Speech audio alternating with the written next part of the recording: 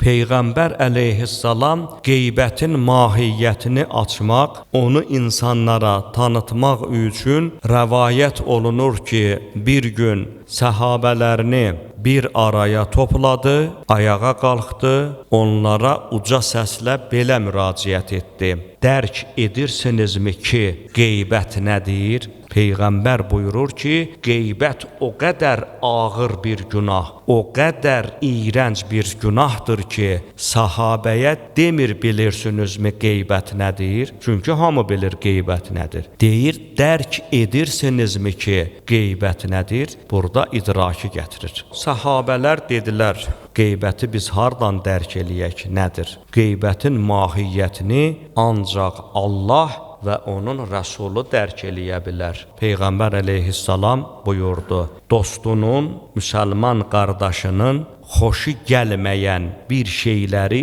onun haqqında danışmağın. Yəni o şəxs haqqında elə şeylər danışırsan ki, onun qulağına çatsa, xoşuna gəlməyəcək. Deyildi.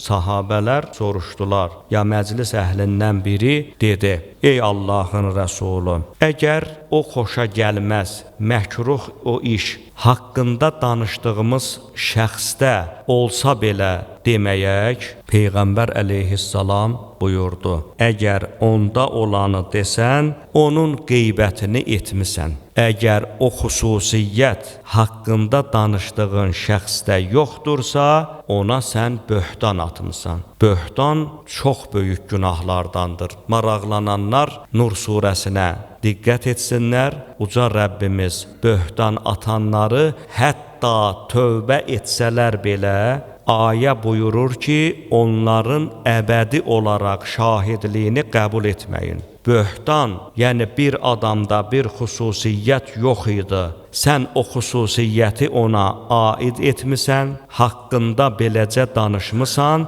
deməli ona böhtan etmisən. Qur'an deyir ki, böhtançı tövbə etsə belə, onun heç vaxtı əbədi olaraq şahidliyi qəbul edilmir. Böhtançıya Qur'an elə bir damğa vurur ki, böhtançı heç vaxtı ədalət məhkəməsində durub şahidlik edə bilməz. Baxmayaraq ki, istiğfar edib, baxmayaraq ki, günahları bağışlanıb, amma o qədər qəliz, o qədər haram edilmiş, o qədər təsirli bir günahdır ki, Uca Rəbbimiz deyir, belə adamları heç vaxtı ədalət məhkəməsinə çıxarıb onların şahidliyini məqbul hesab etməyin.